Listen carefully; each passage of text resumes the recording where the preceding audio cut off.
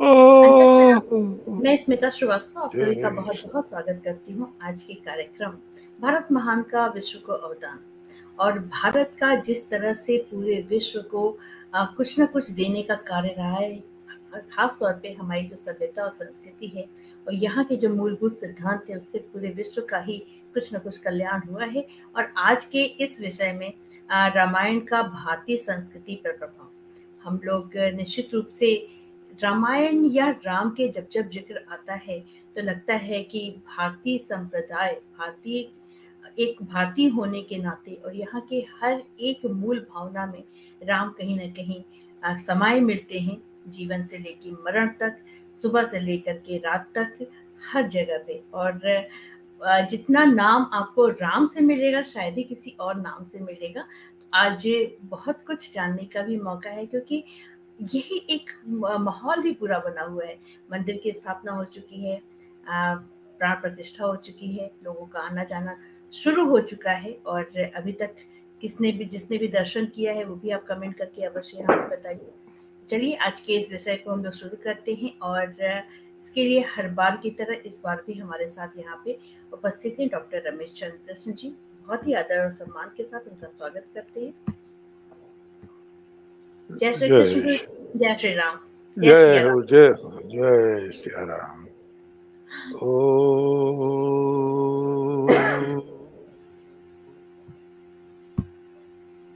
ईशानि देव सर्वरितानि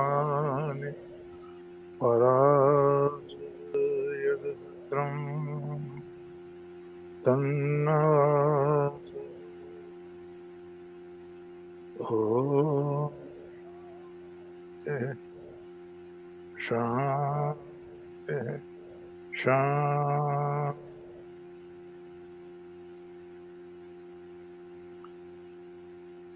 स्नेहाकांक्षी बहन स्मिता जी, मंच से जुड़े हुए सभी श्रद्धेय महानुभाव, माताओं बहनों, प्यारे बच्चों, जैसा अभी स्मिता जी ने बताया, विश्व में इस समय सबसे प्रमुख घटना भगवान श्री राम से संबंधित ही है। रोजाना कितने देशों में चर्चा हो रही है, विदेशों में भी मनाया जा रहा है ये भगवान का आविर्भाव अवतरण काल। मैं देख रहा था बहुत मुसलमान बहनें आई हैं। हाँ, और उन्होंने बड़े राम गर्व से संप्रदाय कहा हम हमारे पूर्वज हैं राम। एक दो तो मैं ऐसा भी देख रहा था, वो दोबारा हिंदू बनना चाहते हैं कि हम तो उन्हीं की संतान हैं। मैं देख रहा था कामिल बुल्के साहब ने बहुत काम किया है, उनका ग्रंथ है राम कथा, लगभग 900 पेज का ग्रंथ है। बहुत बहुत काम किया उन्होंने, और प्रोफेसर भी रहे हैं हिंदी के वो। तो उन्होंने लिखा है कि मेरे एक मित्र ने जावा में एक मुसलमान सज्जन से ये पूछा, वो रामायण पढ़ रहे थे, तुम रामायण क्यों पढ़ रहे हो, तुम तो मुसलमान हो, अर्थात तुम्हें तो अपना ग्रंथ पढ़ना चाहिए। तो उन्होंने ये कहा, मैं रामायण इसलिए पढ़ रहा हूं जिससे कि मैं अच्छा इंसान बन सकूं। कितनी बढ़िया बात कही। आदर्श पिता बन सकूं, आदर्श पुत्र बन सकूं, आदर्श भाई बन सकूं, आदर्श नेता बन सकूं, आदर्श अफसर बन सकूं। राम का जीवन ही आदर्श सिखाता है।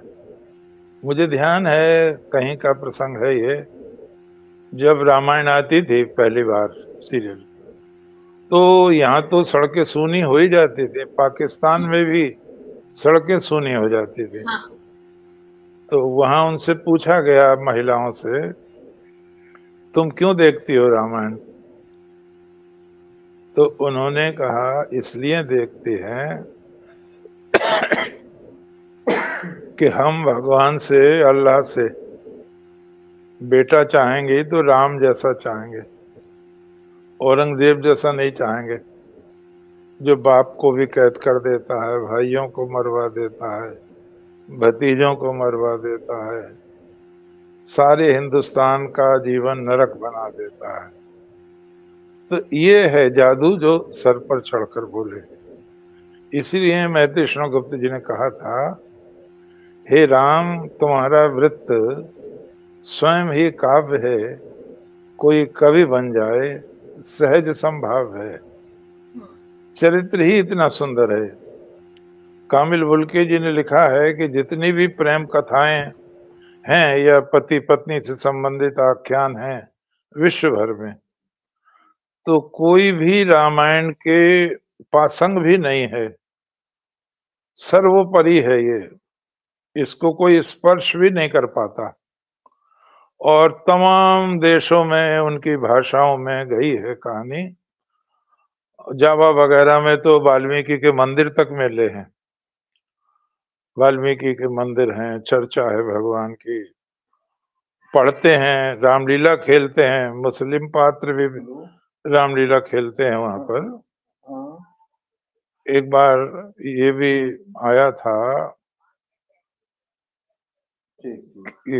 भी आया था, कि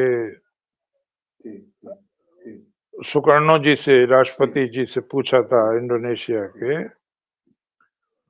कि आप तो आपके यहाँ रामायण होती है? बोला हाँ होती है। खेलते भी? हाँ खेलते भी है।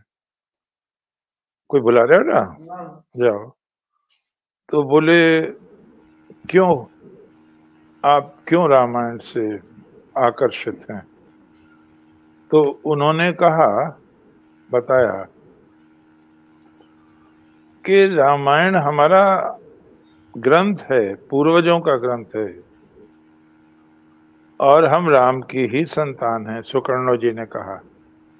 पीछे तो आया था उनकी बेटी हिंदू बन गई है, बहुत बड़ी खबर थी वो। उन्होंने कहा कि हमने धार्मिक विचारधारा बदली है, लेकिन पिता तो वही रहेंगे जो हैं, हमारे पूर्वज तो वही रहेंगे।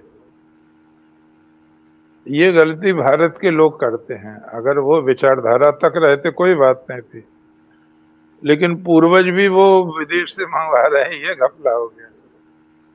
तो वो लोग जो विरोध करते अत्याचारों का, वही समर्थन कर रहे हैं, क्योंकि वो राम को पूर्वज ही नहीं मानते, कृष्ण को पूर्वज ही नहीं मानते, वो भगवान शंकर से कोई संबंध नहीं रखते। तो हमें ये विदेशों से शिक्षा लेनी चाहिए कि वो ईसाई होते हुए, मुसलमान होते हुए, दूसरे धर्म के होते हुए भगवान राम को अपना पूर्वज स्वीकार करते हैं। चीन में रामायण गई, जापान में गई, हिंद एशिया में गई, और अमेरिका में तो जब मैं बोल रहा था तो एक बार बताया भी था, वहाँ साल कटंकट यहाँ सोमाली को कहा गया है। तो सोमाली गया था जब विष्णु भगवान ने हरा दिया था, लंका छोड़कर भाग गया था वो वहाँ अमेरिका में। वहाँ लिखा, उसका गौर वर्ण था, लंबी दाढ़ी थी, बहुत हृष्ट पुष्ट था।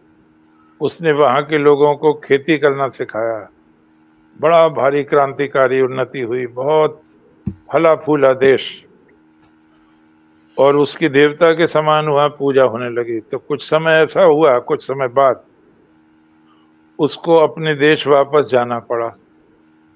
तो उत्तरकांड में मिलता है ये, वाल्मीकि रामायण में देखने को। क्या चीज है? क्या लिखा? 7:25 अच्छा हो गया वो? हाँ ना, ये समझा नहीं मैं, क्या कर रहे हो? नहीं, आप शुरू कीजिए, वो बता दें। 7:25 पे खत्म करना है। अच्छा, ले कह रही है हाँ। 7:25 में खत्म करना है। अच्छा अच्छा अच्छा अच्छा। क्या बज रहा है? अभी तो होता है 6 पौने 7। हाँ पौने 7। ठीक ठीक ठीक।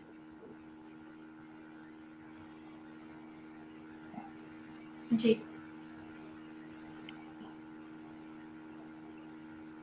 हाँ, क्या कह रहा था मैं? हाँ, तो उसको लौटना पड़ा। तो पता ही चला जब परिस्थितियां अनुकूल हुई तो वो लौट आए और वो राक्षस जाति के थे। वाल्मीकि रामायण के उत्तरकांड में इसका उल्लेख मिलता है।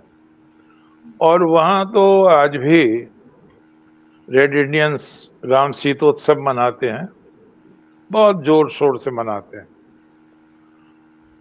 दशहरा जैसे यहाँ होता है, दशहरा का चलता है। तो भगवान राम का जो प्रभाव है वो विश्व के अनेक देशों में है। ऐसी कथा, इतनी सुंदर कथा कहीं है नहीं, उसका कोई मुकाबला भी नहीं है। मैं अभी देख रहा था, लगातार बात होती रहती है दो एक मित्रों से जो भाषण सुनते हैं या जिन्हें थोड़ा अच्छा लगता है या कुछ मशवरा देते हैं।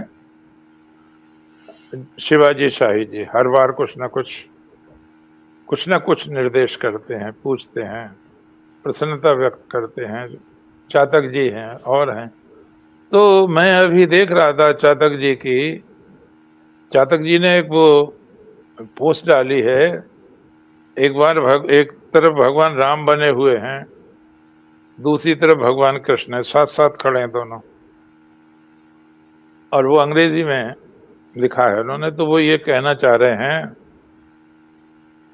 कि राम को तो सब याद करते हैं, राम राज की कल्पना, कृष्ण को कौन याद करता है, कुछ इस तरह का आशय था।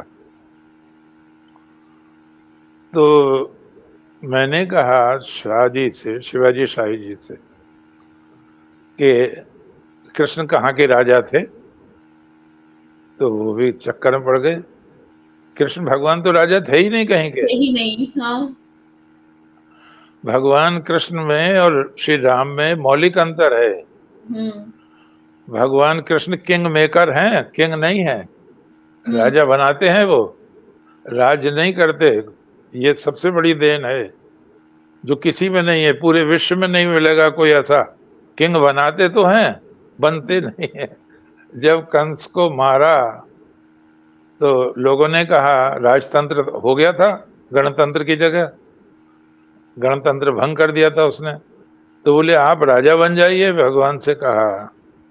तो उन्होंने कहा नहीं, हमारे पूर्वज महाराज ययाति ने अपने पुत्र यदु को, जिनके हम वंशज हैं, राज अधिकार से वंचित कर दिया था। हम राजा नहीं बन सकते, मुकुट नहीं धारण कर सकते। तो एक विद्वान ने लिखा था कि भगवान राम पिता के या माता के कहने से वनवास जाते हैं, लेकिन भगवान कृष्ण का उदाहरण देखो, हजारों वर्ष पूर्व दिए हुए वचन का वो पालन कर रहे हैं, निर्वाह कर रहे हैं। उन्होंने बनना ही नहीं चाहा राजा। और जो गण प्रमुख है वो भी उन्होंने कंस के पिता को बना दिया, उग्रसेन को। और एक बार ये घटना आई थी, भगवान श्री कृष्ण से नारद जी मिलने आए हैं और उन्होंने कहा कि मैं कुछ दुखी हूं। नारद जी ने कहा क्या दुख है आपको? बोले ये जो गणराज है, अर्धभोक्ता हूं मैं इसका। आधे के मालिक गण प्रमुख उग्रसेन है, आधे का मैं। अंधक वृष्णि गणराज्य कहलाता है। तो मुझे व्यंग बाणों से सताते रहते हैं लोग, कोई कहना ही नहीं मानता किसी का। अपने पुत्र का भी नाम लिया उन्होंने, पौत्र का नाम लिया, बलराम जी का नाम लिया। और उन्होंने कहा मैं बड़े यत्न पूर्वक इसकी रक्षा कर रहा हूं गणराज्य की, ये बिखर ना जाए, ये नष्ट ना हो जाए। लोगों को देखना चाहिए वहां, ये प्रसंग शांति पर्व में है।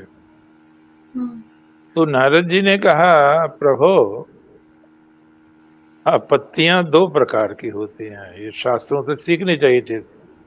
आपत्तियां दो प्रकार की होती हैं। एक आपत्ति बाहर से आती है, एक आपत्ति स्वयं हम पैदा कर लेते हैं। तो बाह्य आंतरिक, ये जो आपत्ति है जिसका आप वर्णन कर रहे हैं, ये आपने पैदा की है। अब भगवान कृष्ण से नारद जी ही कह सकते हैं ऐसी बात कि ये आपने मुसीबत खुद पैदा की है। श्री भगवान कहते हैं कि और स्पष्ट करें,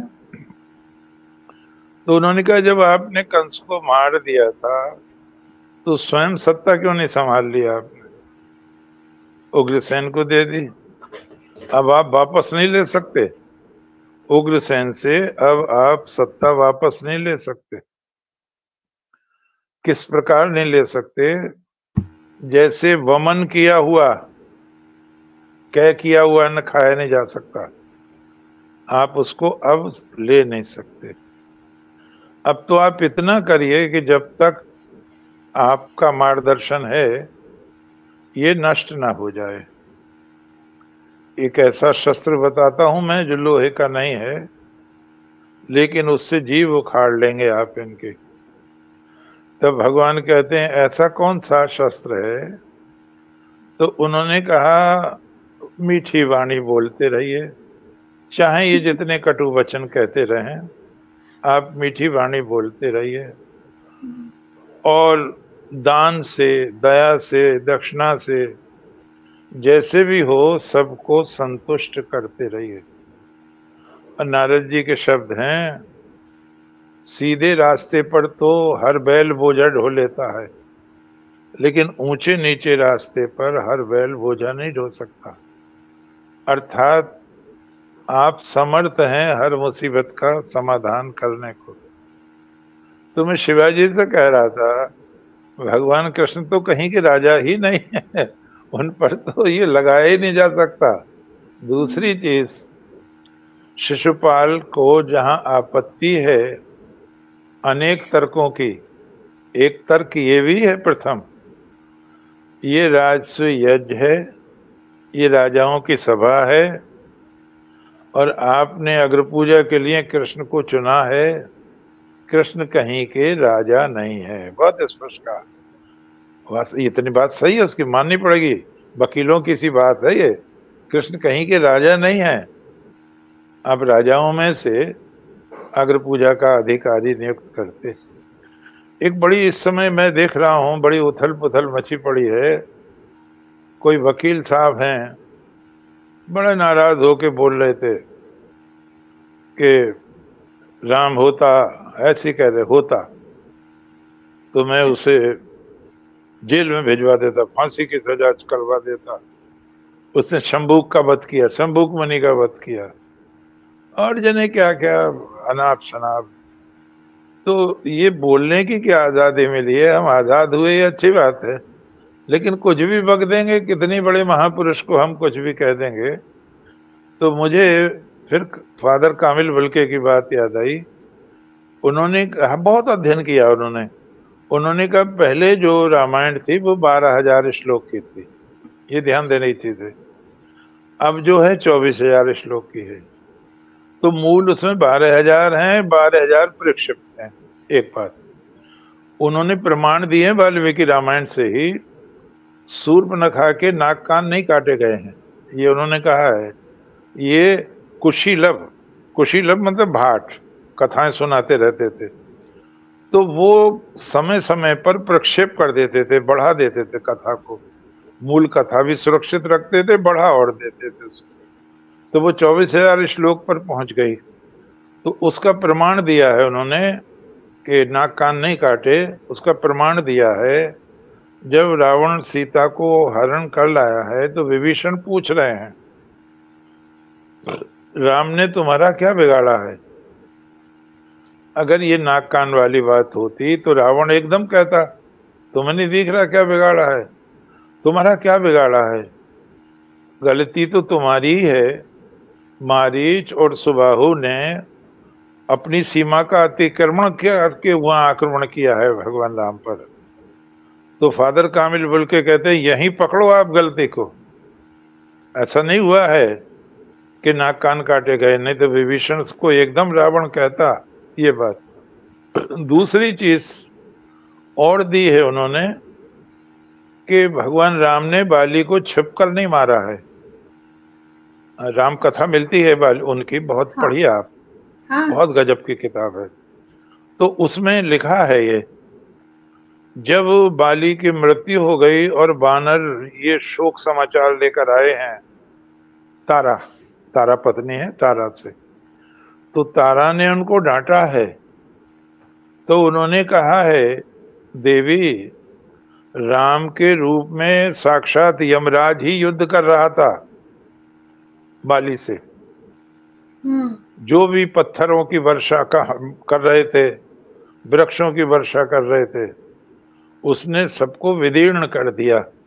अर्थात बड़े भारी युद्ध में भगवान राम ने बाली को मारा है, ऐसा नहीं है कि छिपकर मारा हो। एक और बात है, ये मैं कह चुका हूं, अगर आपको ध्यान हो जरा सा, शंभुक मुनि का वध, ये प्रसंग बढ़ाया गया है पुष्यमित्र शुंग के समय, प्रथम शताब्दी ईसा पूर्व में, आज से 2100 वर्ष पहले। वो जो अंतिम बौद्ध सम्राट है, उसको मार के पुष्यमित्र शुंग राजा बने हैं। और उस समय विदेशी आक्रमणों का खतरा बढ़ गया था, और उन्होंने वाल्मीकि रामायण में श्लोक बढ़वाए हैं, महाभारत में बढ़वाए हैं, मनुस्मृति में बढ़वाए हैं, इतिहासकारों ने इसको सिद्ध किया है। तो उसमें एक ये भी बढ़वाया है शंभुक मुनि का वध। उस समय बौद्धों के समय में आश्रम छोड़ रहे थे लोग, वर्ण व्यवस्था छोड़ रहे थे, सब डगमगा गया था। तो पुष्यमित्र शुंग ने वर्ण व्यवस्था को मजबूत करने के लिए भगवान राम को आधार बनाया। हुआ नहीं राम के साथ, उन्होंने कहा एक ब्राह्मण का पुत्र मर गया था, और वो अपने मरे हुए पुत्र को दरबार में ले आया और धरना दे दिया उसने। भगवान राम ने कहा किसका दोष है? बोले राजा के दोष से मरा है ये, वहां ये आया है। पूछा गया क्या दोष है मेरा? तो उसने बताया आपका दोष ये है, वर्ण व्यवस्था नष्ट हो रही है, शूद्र भी तप कर रहे हैं, जबकि भगवत गीता में सबको अधिकार है। वेद में भी कहा गया है कि सबको अधिकार है वेद पढ़ने का।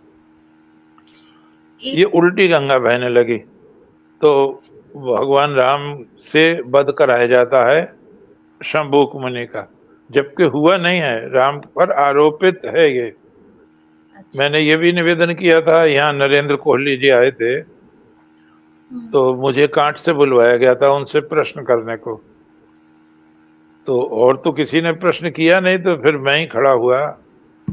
मैंने कहा आपने बहुत अध्ययन किया है, क्या सीता जी का वनवास जो दोबारा हुआ है और शंभुक मुनि का वध आप ऐतिहासिक मानते हैं?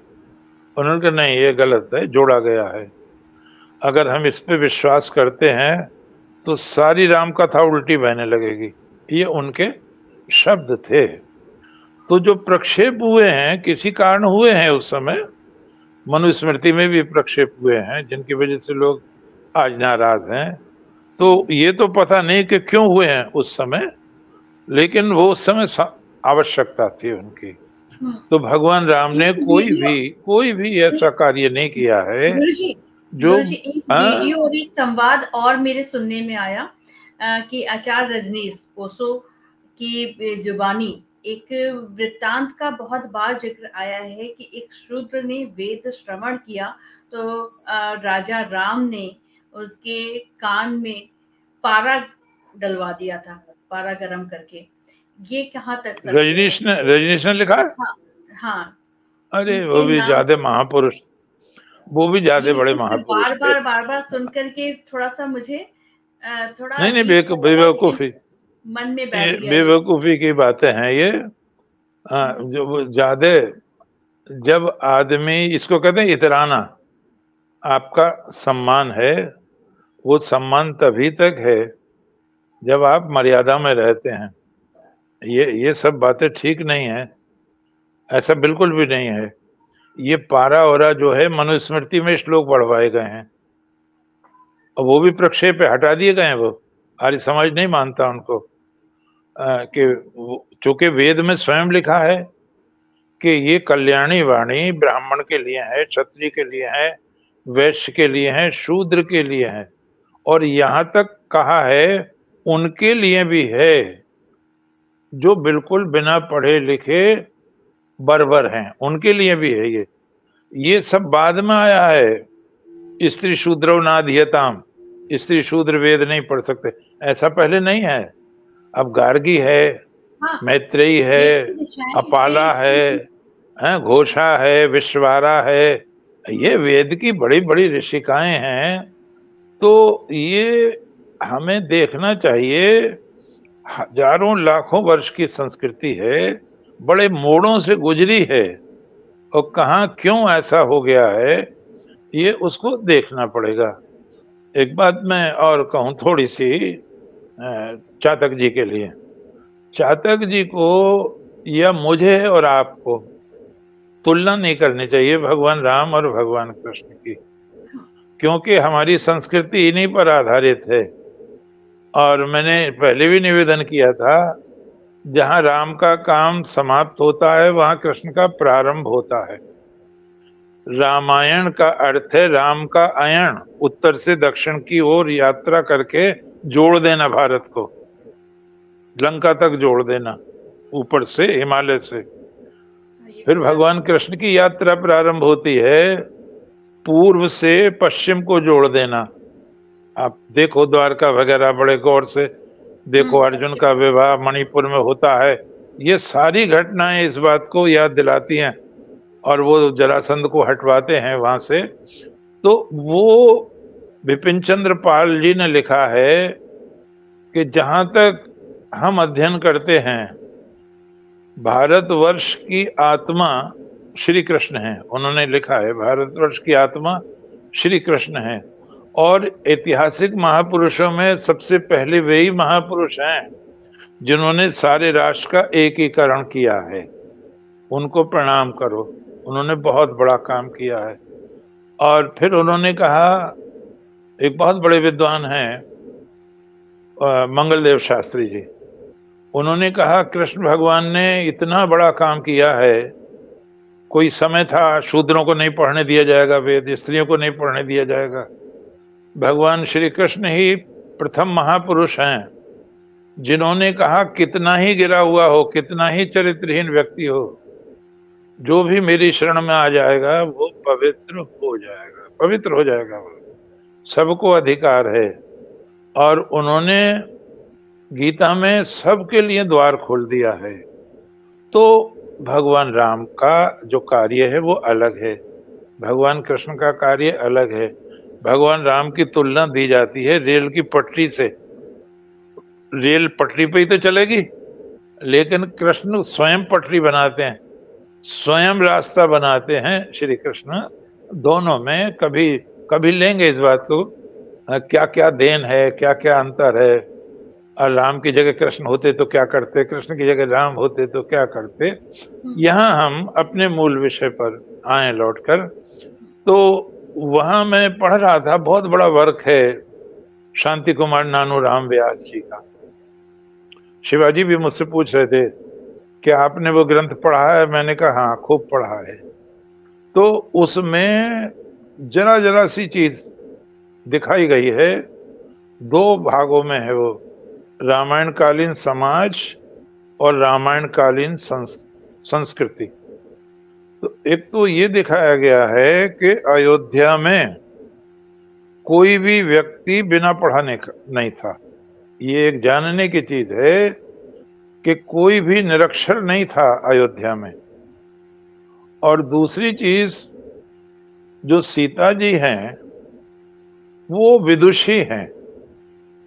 उनकी उपमा हनुमान जी ने दी है कि वो इस तरह मुरझा गई हैं रावण की अशोक वाटिका में, देखा उन्होंने, जैसे किसी ने वेद का अध्ययन रोक दिया हो, अर्थात वो वेदज्ञ हैं। वो जैसे व्याकरण छोड़ दिया हो, इस तरह से। दूसरी चीज, भगवान श्री राम ने कहा है, कैकेयी से कहा है, ऐसा पुत्र नहीं हुआ संसार में कभी, मैं पिता के कहने से विष खा सकता हूं, मैं अग्नि में छलांग लगा सकता हूं, समुद्र में कूद सकता हूं। पिता ही हमारे जन्मदाता हैं, उनको नाराज करके मैं एक क्षण भी रहना नहीं चाहता। तो ये जो आदर्श है, अनवरतः पितुपुत्रो मात्रा भवतु संगमना जाया पत्ते मधुवतीम वाचम वदतु शांति भाम। माँ कैसी हो, पुत्र कैसा हो, पिता कैसा हो, भाई कैसा हो, तो ये वेद में दिखाया तो था, लेकिन कोई भी व्यक्ति ऐसा पैदा नहीं हुआ था कि वो सारे आदर्श उसमें आ जाएं। एकमात्र भगवान राम ही इस बड़े अंतराल में ऐसे आए हैं, आदर्श पिता हैं, आदर्श भाई हैं, आदर्श पुत्र हैं, आदर्श मित्र हैं, आदर्श पति हैं, आदर्श शत्रु हैं। हर दृष्टि से जिधर से भी देखें आप, वो पूर्ण हैं और वही आदर्श हो सकते हैं। इसीलिए गांधी वगैरह ने, सारों ने राम राज्य का स्वप्न देखा है। सबको बोलने का अधिकार था, सबको राजा को टोकने का अधिकार था। बिल्कुल स्पष्ट लिखा है, जब राजा का राज्याभिषेक होता था तो एक और तो उसको पावर ट्रांसफर की जाती थी, डोनेट की जाती थी। ये राज्य तुझे कृषि के लिए दिया जाता है, संपत्ति के विभाजन के लिए दिया जाता है, तो ध्रुव होकर शासन कर। उसके साथ ही साथ उसकी कमर पे 3 कोड़े मारे जाते थे। वो इस बात का प्रतीक था, तुम मृत्यु दंड से उठाए जा रहे हो, मृत्यु दंड नहीं दिया जाएगा तुम्हें, लेकिन तुम कोई ऐसा काम नहीं करोगे जो तुम्हें राष्ट्र से हटा दिया जाए। मां त्वद राष्ट्रम अधिभर्षत। तब वो प्रतिज्ञा करता था, यांच रात्रिम जाए हम, जिस रात्रि में मेरा जन्म हुआ है, यांच प्रेतास्मि, जिस रात्रि में मेरी मृत्यु होगी, तद उभयम अंतरेण, उन दोनों के बीच का जो समय है, वो कहते हैं यांच रात्रिम जाए हम यांच प्रेतास्मि तब उभयम अंतरेण इष्टापूर्त। मैंने जो भी शुभ कर्म किए हों वो नष्ट हो जाएं, मैं और मेरा परिवार भी नष्ट हो जाए। यदि ते द्रोह्यम इति, यदि मैं प्रजा के अधिकारों का हनन करूं। तो इस कसौटी पर बहुत से लोग नहीं उतरे। आप देखो, राम के खानदानी नहीं उतरे, जो दंडकारण्य कहलाता है, उनके पूर्वज अरण्य नहीं उतरे उस पर, वेन नहीं उतरे उस पर,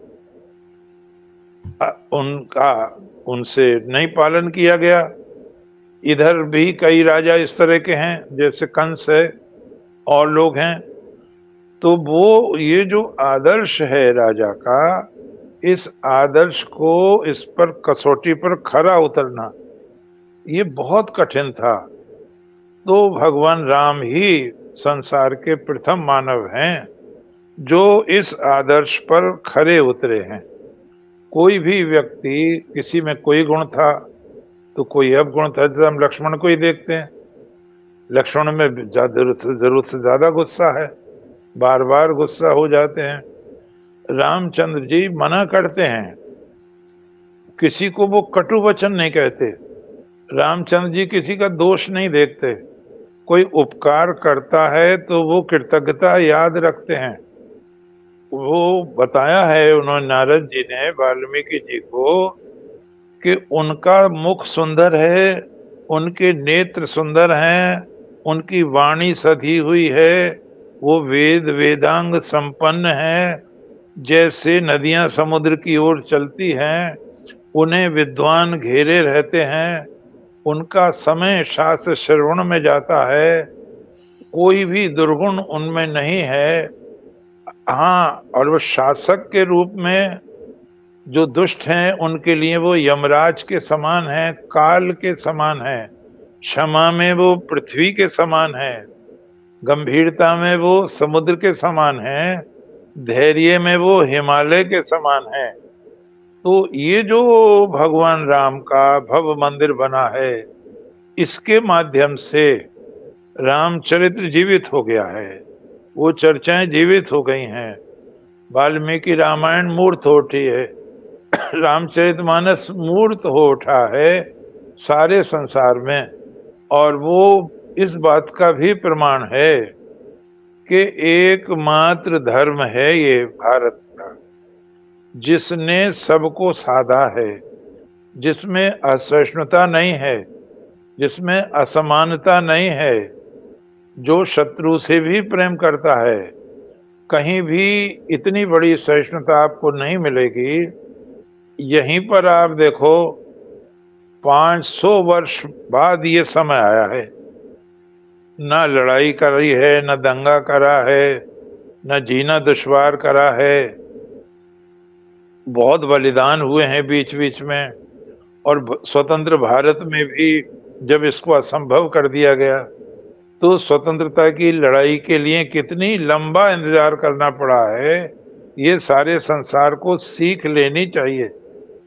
लोग ठीक कहते हैं, जब तुमने धर्म के आधार पर ही देश बांट दिया, 14 लाख लोग कत्ल हो गए, इसमें स्त्रियों के स्तन काट दिए गए, बुरा हुआ, कभी नहीं हुआ था ऐसा। और जब ये धर्म के नाम पर हुआ तो अलग ही कर देते, ये बवाल ही खत्म हो जाता। ये हिंदुओं का रहता, वो मुसलमानों का हो जाता, बात खत्म थी। न किसी से ये पूछना था ये राम जन्मभूमि है या कृष्ण जन्मभूमि है।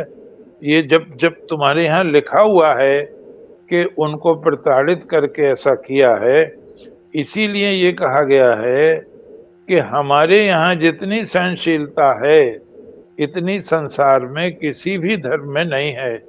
और इसीलिए भारतीय संस्कृति जीवित है। स्वामी जी ने इसको अनेक बार कहा है कि आप कभी विचार करो हमने क्या क्या दिया है संसार को, और संसार ने कितने अत्याचार किए हैं। उन्होंने बहुत स्पष्ट कहा है कि मेरा देश स्वर्ग से भी सुंदर है। मेरी पुत्रियों की पवित्रता की प्रशंसा तमाम यात्रियों ने की है। मेरे पुत्रों की वीरता की चर्चा सारे यात्रियों ने की है। और उन्होंने कहा हम ही हैं जिन्होंने धर्म के नाम पर कभी अत्याचार नहीं किया। धर्म के क्षेत्र में हमारे बौद्ध धर्म ने तुम्हारे ईसाई धर्म पर प्रभाव डाला है।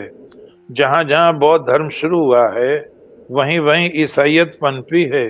शुरू से आखिर तक तुम इसके ऋणी हो बौद्ध धर्म के। और बुद्ध रूठा हुआ बालक है हिंदुत्व से। तो इस तरह से फिर उन्होंने कहा सबसे पहले, तुम्हारे ही लेखक कहते हैं, सबसे पहले भारत ने रासायनिक क्रियाएं की, उसने तत्व खोजे, विरूप नाक कानों को सुडौल बनाने की विद्या सिखाई।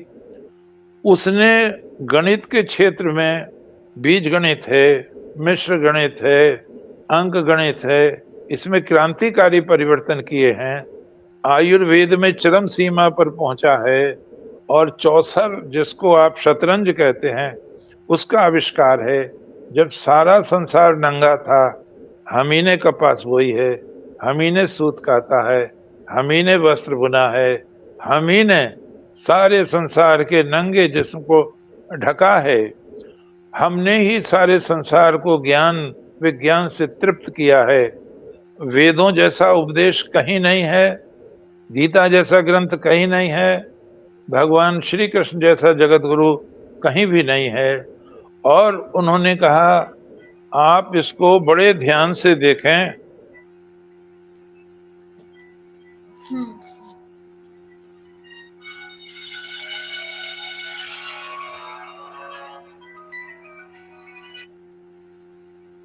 नवल जी भाषण दे रहा हूं मैं।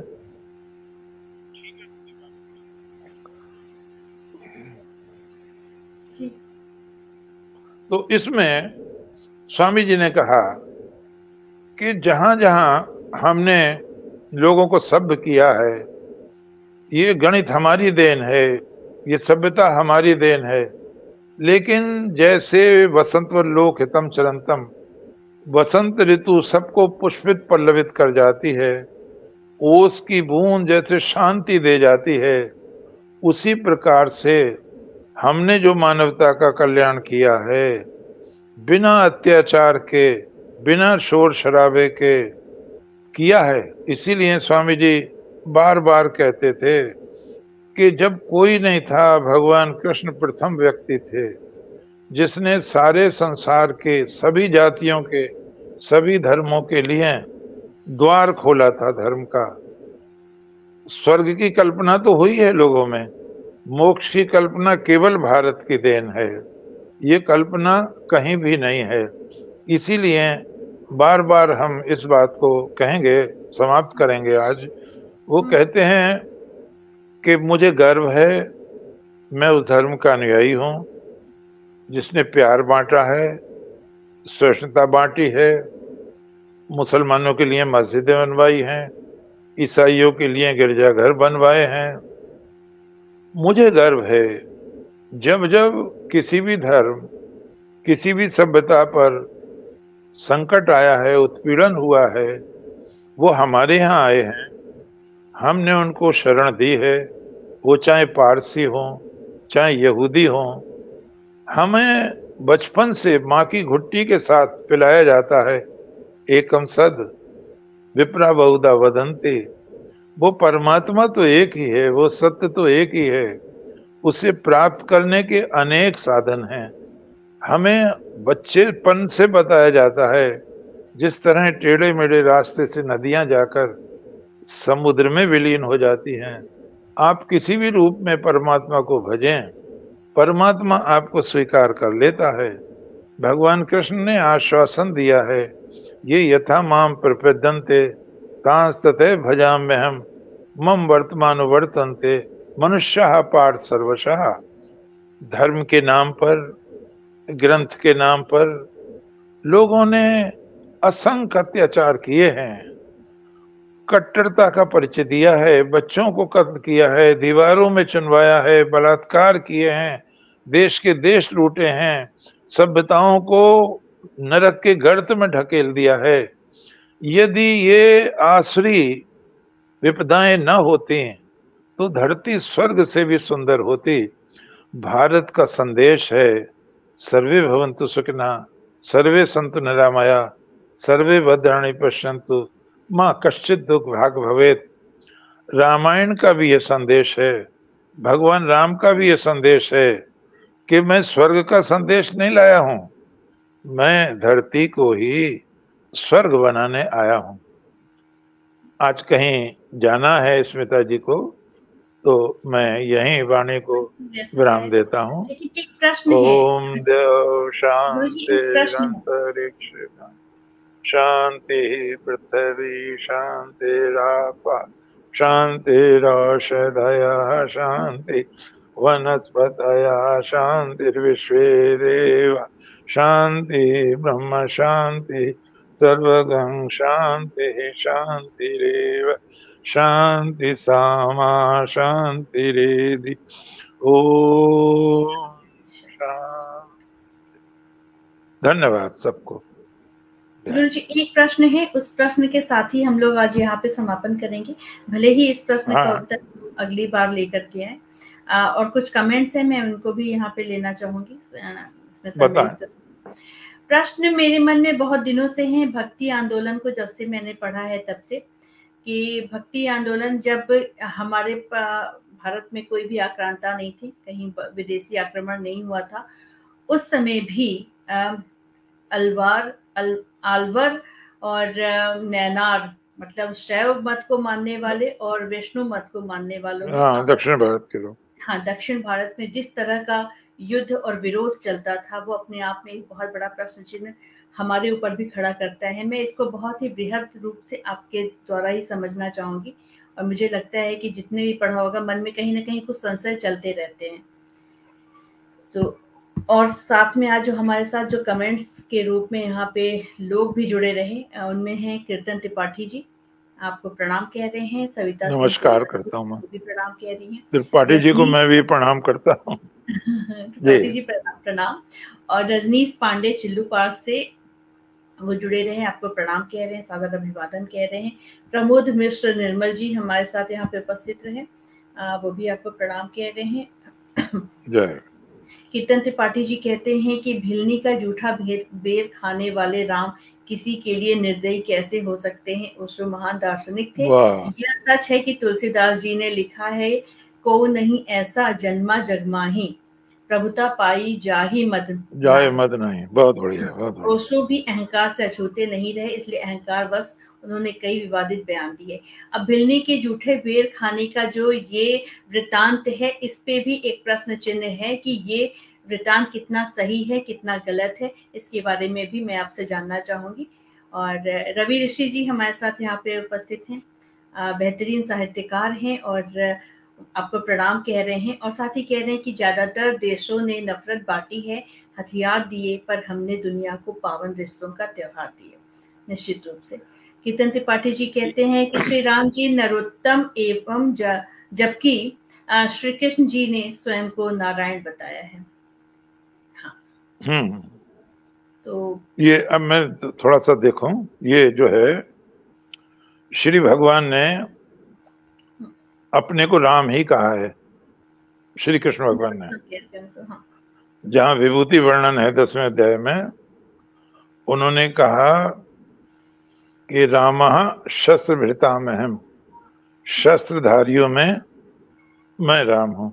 भिलनी के बेर की बात आई है, हो सकता आपको ध्यान ना हो, ये भगवान राम जब वहां गए हैं तो वाल्मीकि जी ये लिखते हैं कि शबरी ने कहा, संचित वन्य फल पंपा सरोवर के किनारे जितने भी वन्य मन जंगली फल है सब लाई हूं। बेर का जिक्र नहीं है, न झूठे का जिक्र है, भगवान ने वो खाए हैं। तुलसीदास जी ने भी, मैंने सुना था उसमें भी इसका जिक्र था कि ऐसा जिक्र वाल्मीकि रामायण में नहीं है, और मैंने भी पढ़ा है तो उसमें नहीं जिक्र आया। फिर तुलसीदास जी ने भी नहीं लिखा बेर, झूठे भी नहीं लिखा, बेर भी नहीं लिखा। उन्होंने लिखा कंद मूल फल सुरस दिए आन, वैरायटी कर दी है। और ये मैंने निवेदन किया था कि सूरदास जी ने लिखा है, महाभारत में रामोपाख्यान है बहुत बड़ा, और भागवत में भी रामायण की कथा है, जो जहां राम का कथानक ले रहे थे सूरदास जी, तो सूरदास जी की जो भक्ति है वो सखा भाव की है, और सखा भाव में झूठन खाना एक धर्म है। हाँ। वो विश्वसनीयता का प्रमाण है, दांत काटी रोटी जैसे कहते हैं। तो जब सूरदास जी इसका वर्णन कर रहे थे तो उन्होंने कहा है कि झूठे बेर सबरी के खाए, ये उन्होंने लिखा है। फिर उनके गुरु भाई हैं नाभादास जी, जिनकी भक्तमाल बहुत अच्छी पुस्तक है, अब नया संस्करण भी आया है गीता प्रेस का। तो नाभादास जी ने भी इसका वर्णन झूठे बेर के रूप में किया है। तो मैं आपसे कह रहा था जरा और चले, पहले आता था राम नाम की कोठरी चंदन जड़े किवाड़, ताले लागे प्रेम के खोलन बैठे कृष्ण मुरार। तो वो जो चंदन के जड़े हुए किवाड़ थे, राम नाम की कोठरी थी, तो उसमें प्रेम का ताला लगा हुआ था। अर्थात कौन है जब इस प्रेम को आगे ले जाएगा, तो उस प्रेम को भगवान कृष्ण के भक्त आगे ले गए हैं। उन्होंने ही झूठे बेर खिलवाए हैं नारायण से, परमात्मा माना गया राम को, और उन्होंने ही, कृष्ण भक्तों ने ही भगवान के द्वारा सुदामा के पैर धुलवाए हैं, यानी परमात्मा ने जीवात्मा के पैर धुए हैं। ये जो चीज है जब सूरदास जी से हुआ तो उन्होंने स्पष्ट कह दिया कि ये दार्शनिक दृष्टिकोण का अंतर है। तुम लोग ईश्वर को राजा मानते हैं, वो आदर्श राजा मानते हैं वाल्मीकि, तुलसीदास पिता मानते हैं उनको, और मैं उनको सखा मानता हूं। तो ये सखा भाव का आरोपण है, तो लोग शांत हो गए, उन्होंने इसको बुरा नहीं माना। तो कुछ चीजें हैं कि ये जो चीज है राम के चरित्र में कृष्ण के चरित्र की सुगंध समाई हुई है। क्योंकि कृष्ण के यहाँ कोई भी, वो तो जब खेलते हैं बंदरों को मक्खन खिला देते हैं, मेंढकों की तरह उछलते हैं, हिरणों से प्यार करने लगते हैं, बछड़ों से प्यार करते हैं, तो वहां तो प्रेम का खुला व्यापार है, वहां ना ऊंचा है ना कोई नीचा है। तो ये जो राम जी का प्रेम है, इसको अनंत गुना कृष्ण ने कर दिया है बालपन में। और इसीलिए कभी आप देखें जाके, जहां धार्मिक महापुरुषों के चित्र होंगे वहां 10 में से 6 कृष्ण के होंगे। जहां बच्चों का जन्म का बधाई गीत गाया जा रहा होगा, तो उसमें से 10 में से 8-9 जसोदा और कृष्ण के होंगे। जसोदा जायोरी ललना, मैं जमुना पर सोनाई। तो ये जो प्रेम का जो पुट दिया है भगवान की राम की भक्ति में, वो कृष्ण भक्तों ने दिया है। तो बेर झूठे नहीं खिलाए हैं, राम को झूठे बेर नहीं खिलाए जा सकते। ये और सुन लें, क्यों? नोच्छिष्टम कश्चित दद्यात्, ये मर्यादा है, किसी को झूठा नहीं खिलाना चाहिए। लेकिन भक्ति की मर्यादा है सखा भाव की, भक्त के साथ खाना चाहिए, झूठा खाना चाहिए उसका। तो ये सूरदास जी की है। और आज तुलसी को कोई नहीं पूछ रहा इस मामले में, न वाल्मीकि जी को, और सूरदास जी का चित्रण चल रहा है।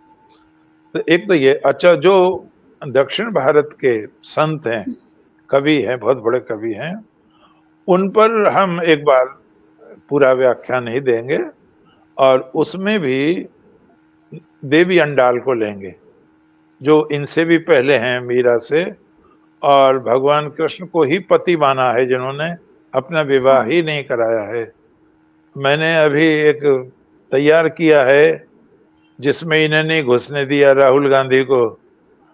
वहां शंकर देव हुए हैं विद्वान, उस पर मैंने एक बहुत बड़ा आलेख तैयार किया ग्रंथों से, और उन्होंने कृष्ण आंदोलन चलाया था। तो जब दक्षिण भारत को लेंगे तो वो सब चीजें आपको आ जाएंगी। और आप विश्वास रखें, अदालत में कसम खाते हैं, जो कुछ कहूंगा सच सच कहूंगा, सच के अलावा।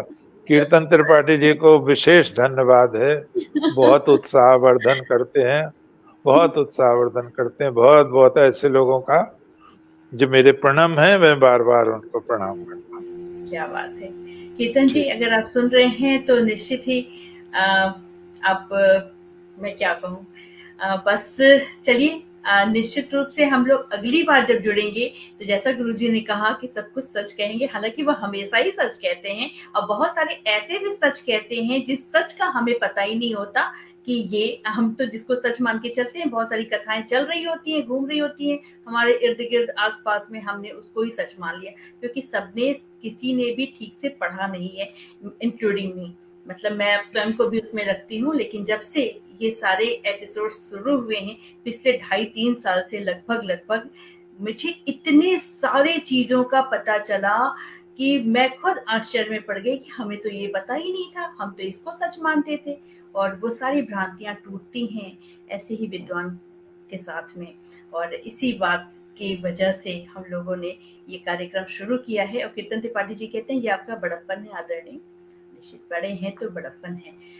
तो गुरुजी, बस आज हम लोग यहाँ से विदा लेते हैं। कीर्तन त्रिपाठी जी और सभी को बहुत बहुत धन्यवाद, सभी को सादर प्रणाम, और उम्मीद करती हूँ कि हर बार आप लोगों का साथ मिलेगा। और किसी भी खास विषय पे अगर आपको जानकारी चाहिए हो, जैसे कि मैंने कहा कि भक्ति आंदोलन को और बृहद रूप से समझने की एक इच्छा है, हाँ, लेंगे इच्छा है तो आपको यहाँ बिल्कुल सकते हैं, प्रश्न रख सकते हैं, फिर बिल्कुल लेंगे बेटा, विस्तार से बात करेंगे। तब तक के लिए धन्यवाद, नमस्कार, जय हिंद, जय श्री कृष्ण, जय श्री कृष्ण, जय श्री कृष्ण।